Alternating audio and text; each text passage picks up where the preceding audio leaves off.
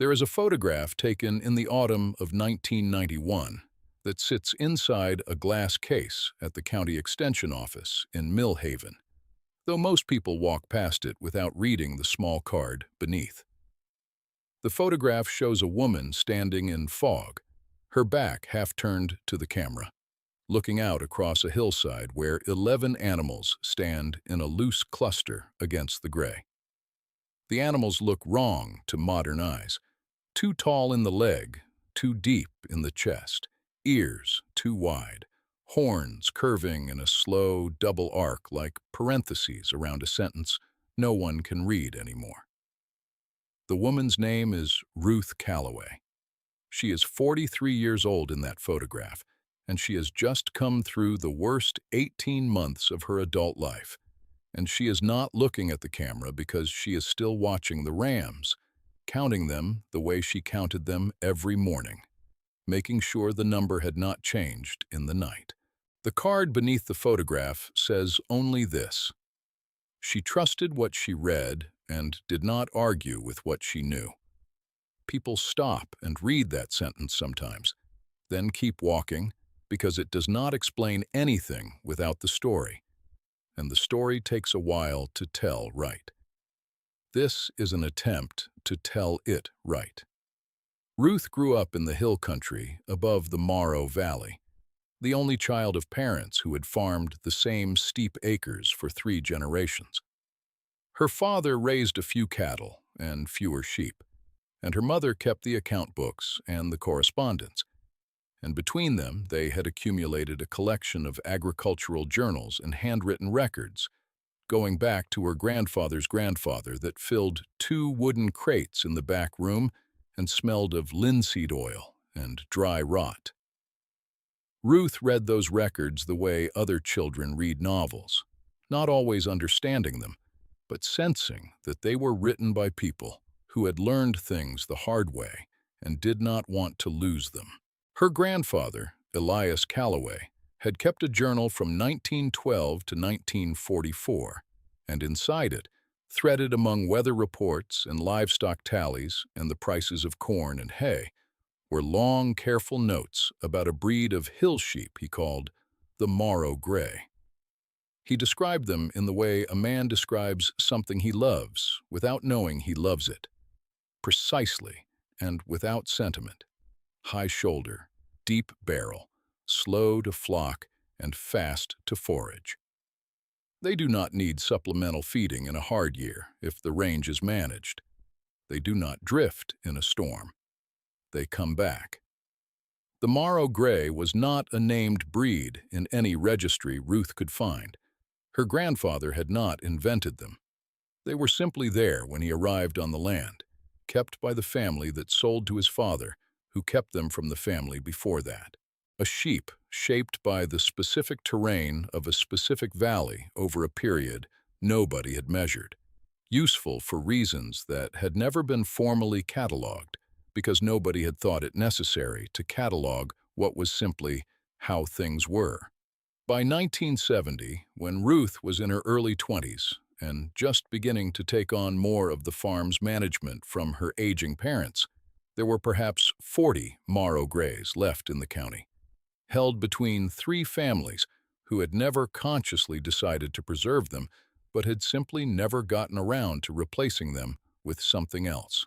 By 1985, when one of those families sold to a development company and another converted their entire operation to a single commercial breed recommended by the county agricultural advisor, there were 14.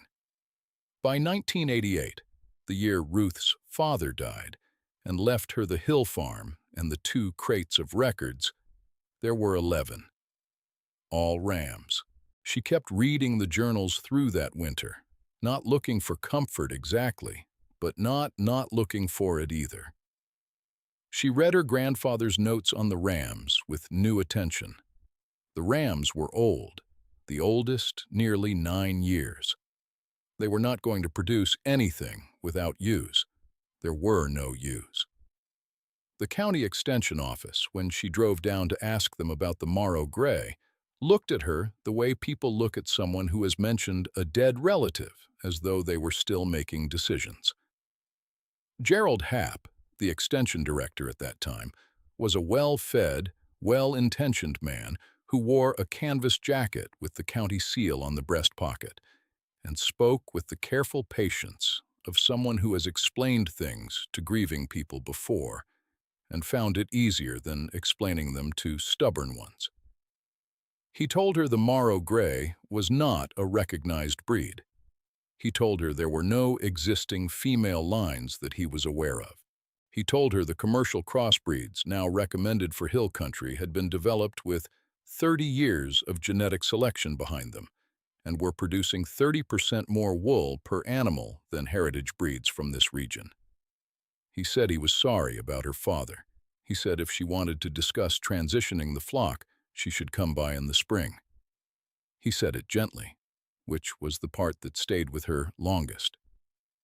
She drove back up the hill with the 11 rams and her grandfather's journals, and the particular kind of loneliness that comes from being told, kindly, that the thing you know is not a thing worth knowing.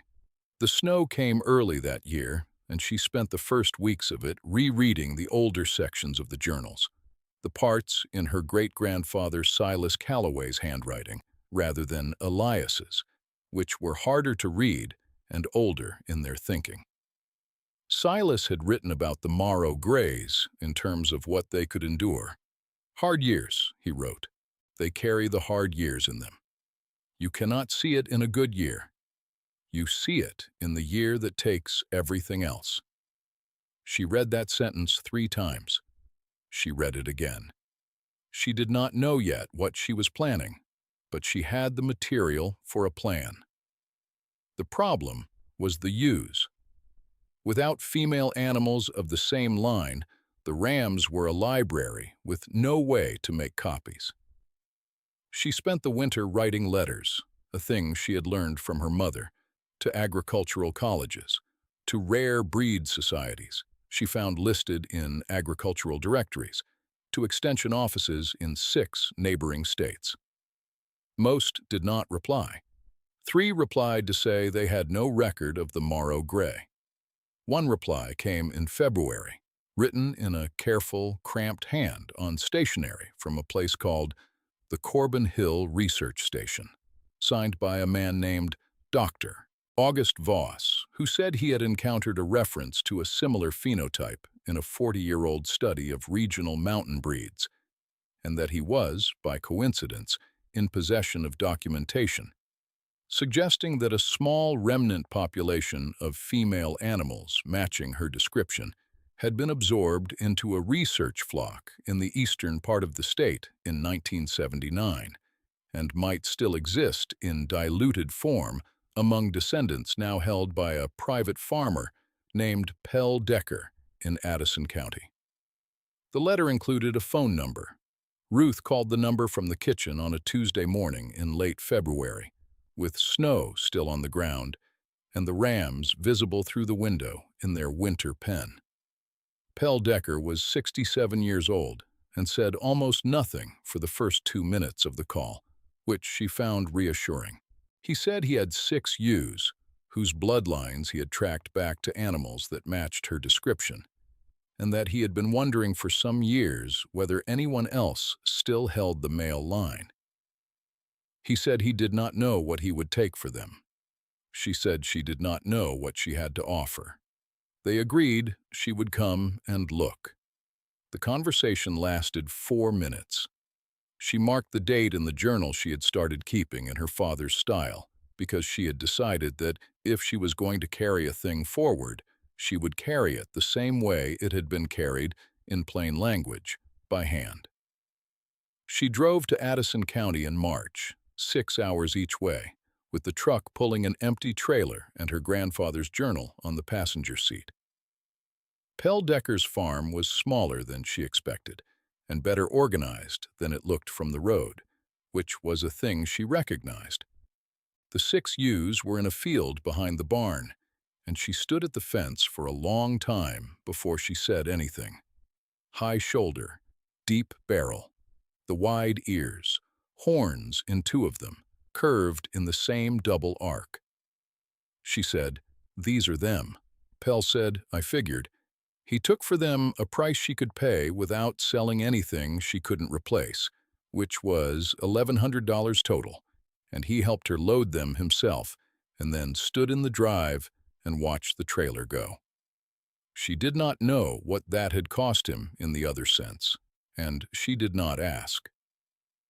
The spring that followed was the hardest in a different way from the winter, because hard winters ask you to endure, and hard springs ask you to decide. She had 17 animals now, 11 rams and 6 ewes, and the oldest of the rams were already past useful breeding age, and the ewes were of uncertain genetic purity.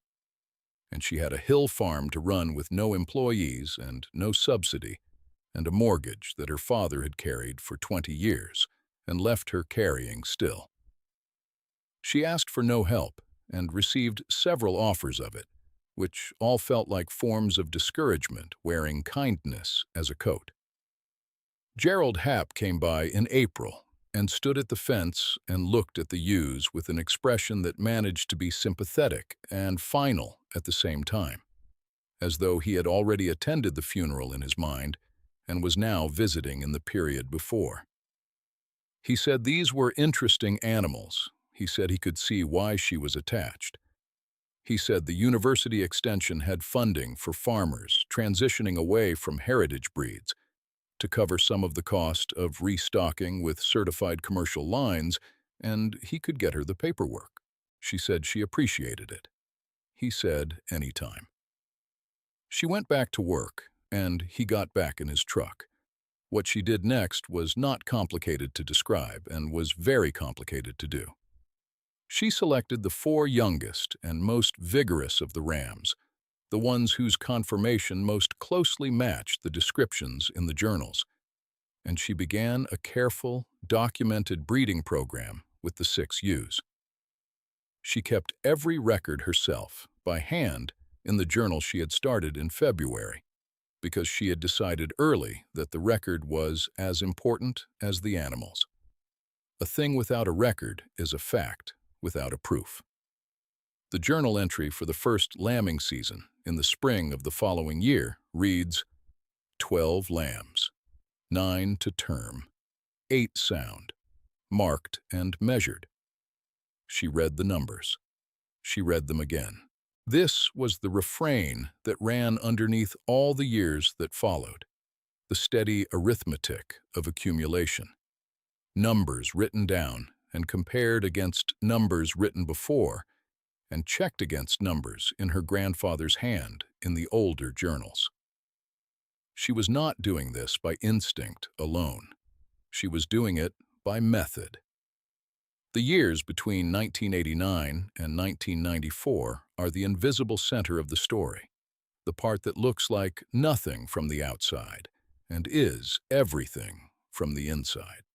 Neighbors drove the county road and saw Ruth Calloway walking her steep hillside in all weathers with the tall-legged, wide-eared sheep behind her. And what they saw was a woman keeping herself busy after loss, which is a thing that looks like grief if you do not know what industry looks like. Gerald Happ sent someone by once with pamphlets about soil conservation programs. A neighbor named Darla Ferris, who kept 30 Polypay ewes and was genuinely fond of Ruth, brought casseroles twice in the winter of '90 and sat at the kitchen table and talked about nothing directly while making it clear she was available to talk about what she thought the actual subject was, which was Ruth's emotional condition and her financial situation, and whether both might be improved by a different kind of investment. Ruth thanked her for the food. The food was good. The county's real investment in those years was going in a different direction. Gerald Happ had secured state funding for a regional sheep improvement initiative, and by 1991, he had convinced 14 of the 17 sheep operations in the county to enroll, which meant bringing in new high-production rams from a certified breeding program in the Midlands. and systematically replacing the existing ram lines with animals designed for maximum fleece weight per animal per year. The program had a glossy brochure and a research summary with numbers that looked persuasive on the page, and it was not dishonest exactly. The numbers were real. The issue was that the numbers had been generated in a different kind of country, on a different kind of range, and they did not include a column for what happens to a highly productive, carefully optimized commercial animal in a year when the conditions deviate sharply from the conditions in which it was optimized. This is not a thing that looks like a problem until it is one. There was a man named Charles Blunt who had 300 acres in the east quarter of the valley and had converted his flock entirely to the certified Midland line in 1990.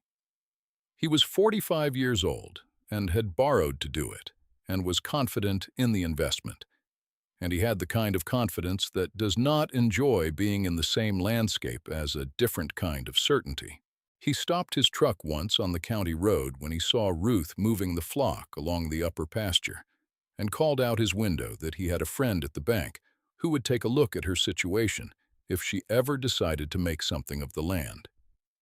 She said she was making something of it. He said he was sure she thought so. He drove on. She moved the flock. She trusted what she read.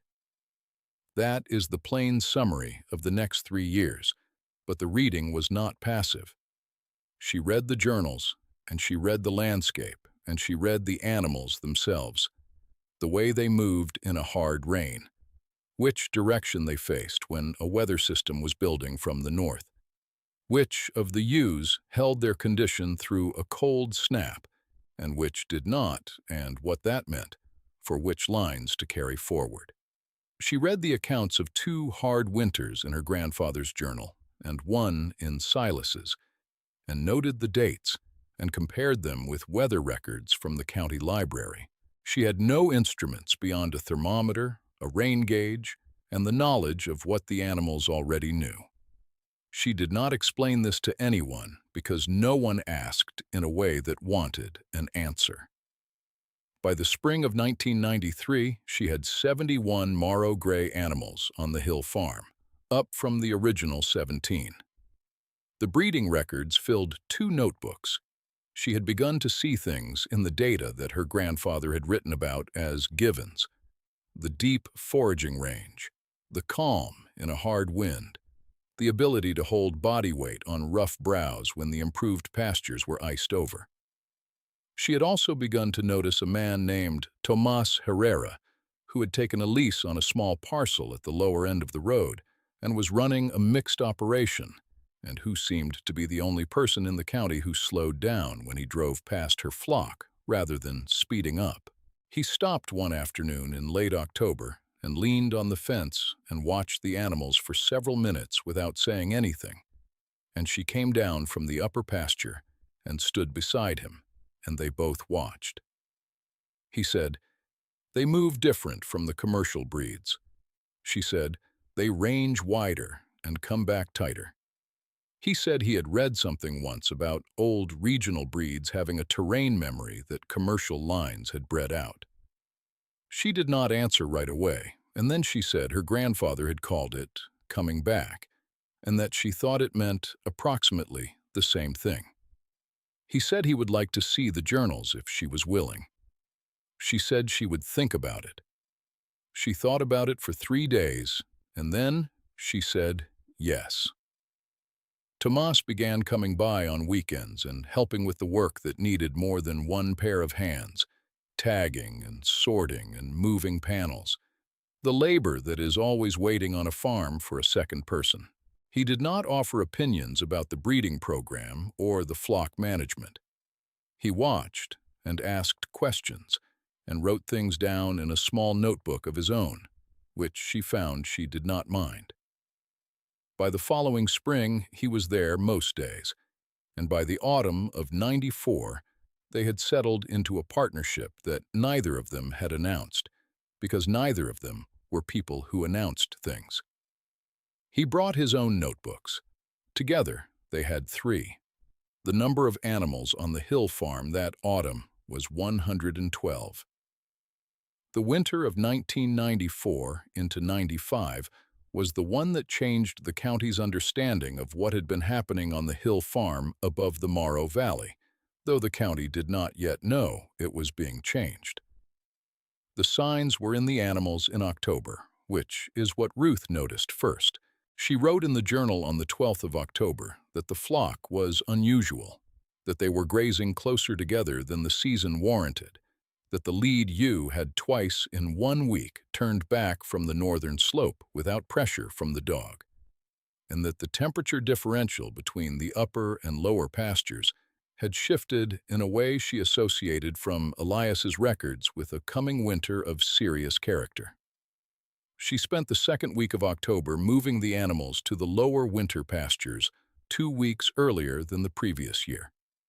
She and Tomas spent the third week making sure every structure was sound, every water line protected, every feed store covered and accessible. She was not hurrying. She was finishing. There is a difference between those things, and the difference matters. The first real cold came in November and did not leave. By January, the valley had received 4.5 feet of snow in 2 separate events, and the temperature had sat below zero for 11 consecutive nights.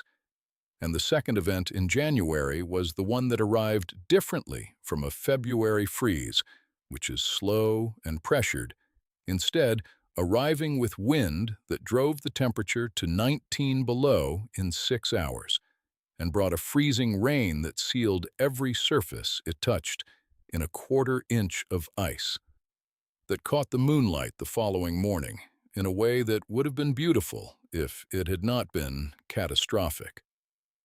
The ice brought down fence lines across the valley.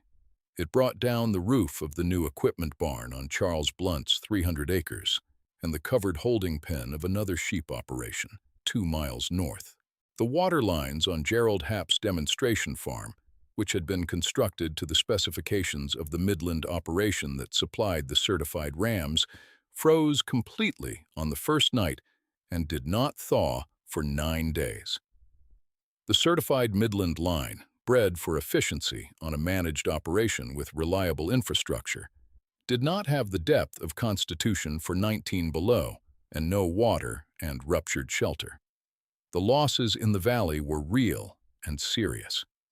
Not every flock was destroyed, but every flock was hurt, and some were hurt to the point of making the whole enterprise a question. On the hill farm above the Morrow Valley, the Morrow Grays stood in the lower pasture in the wind. Ruth came out at 4 in the morning in the worst of it, and they were standing, the way a herd stands when it has decided to stand, grouped close but not panicked, facing away from the wind in a tight mass that the journals described, and that she recognized from having read the description many times, without having fully understood it until she was inside the reality of it. The water system she and Tomas had built the previous autumn, following a configuration Silas had described in the oldest sections of the record, based on his observation of how water moved in the terrain, was running. The animals were cold, and they were not eating because the ground was sealed, but they were standing.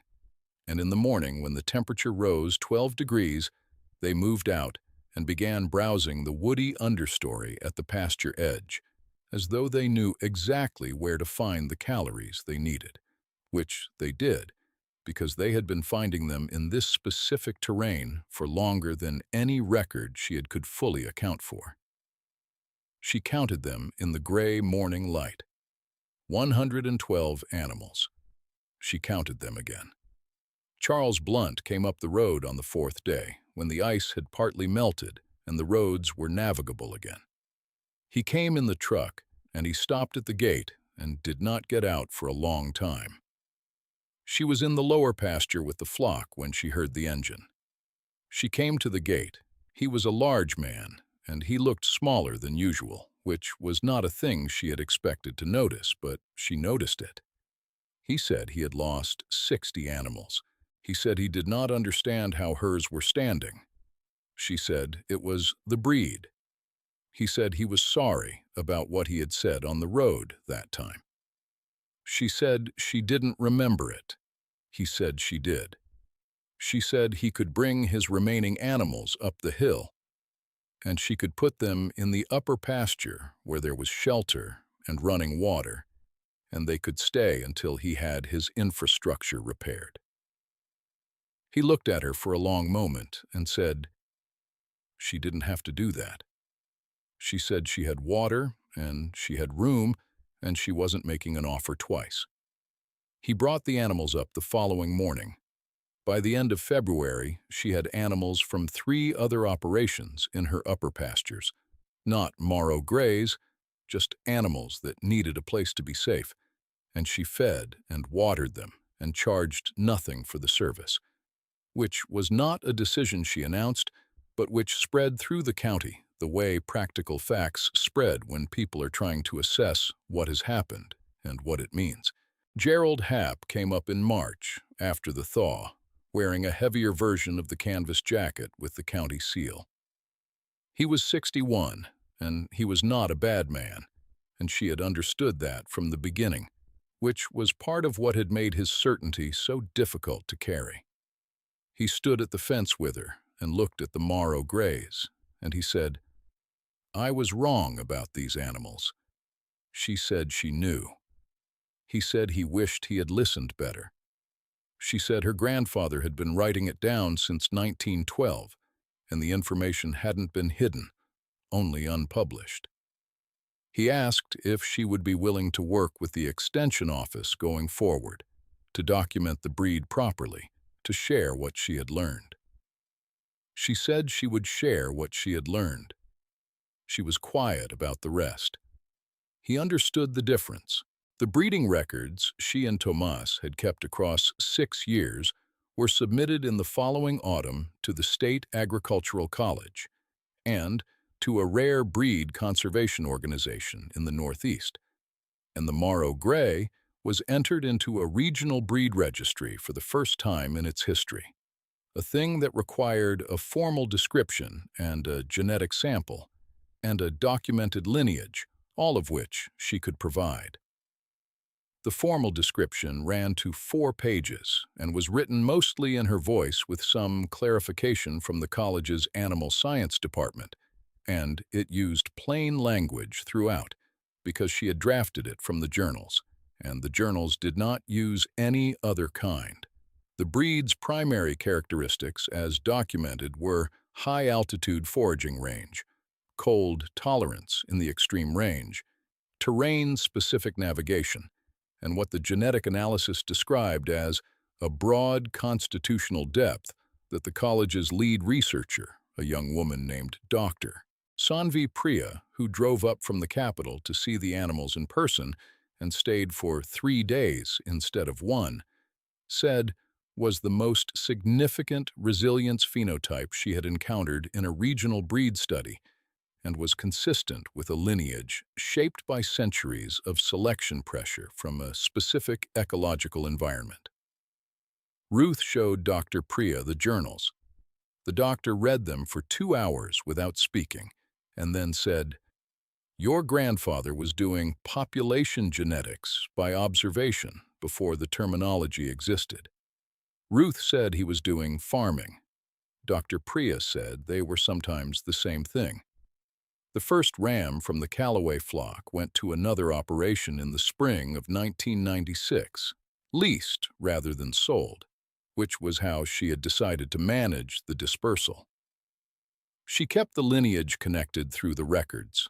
If you took an animal from the Hill Farm, you took a documented lineage card and a breeding recommendation, and you committed to returning data, wool samples once a year and a count twice a year, because the record was the instrument, and the instrument had to keep accumulating.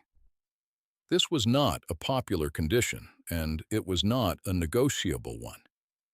Tomas said once that she ran a library that happened to have wool, and she said that was about right.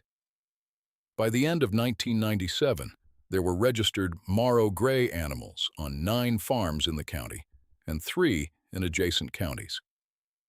By 2002, there were 47 breeding operations participating in the registry. The hill farm above the Morrow Valley was the reference point for all of them, the place you went when a question about the animals exceeded what the registry card could answer. And there was always a question eventually, because the animals were full of characteristics that had never been formally named before and kept offering new ones in new conditions. She was teaching by then, which was something she had not expected to do, and which turned out to suit her the way farming suited her, not because it was natural to her personality, but because it was necessary, and because necessary things, if you pay attention, eventually become natural. She taught a workshop once a year at the Extension office, which Gerald Happ organized until he retired in 2000, and his successor took over the organizing and kept it because it was one of the most attended workshops the office ran. She taught from the journals, from the original and from her own and from Tomas's, which together now covered 90 years of continuous observation of the same breed on the same terrain. She did not use slides. She brought the journals and she read from them, and she showed the numbers and she answered questions in the same spare register.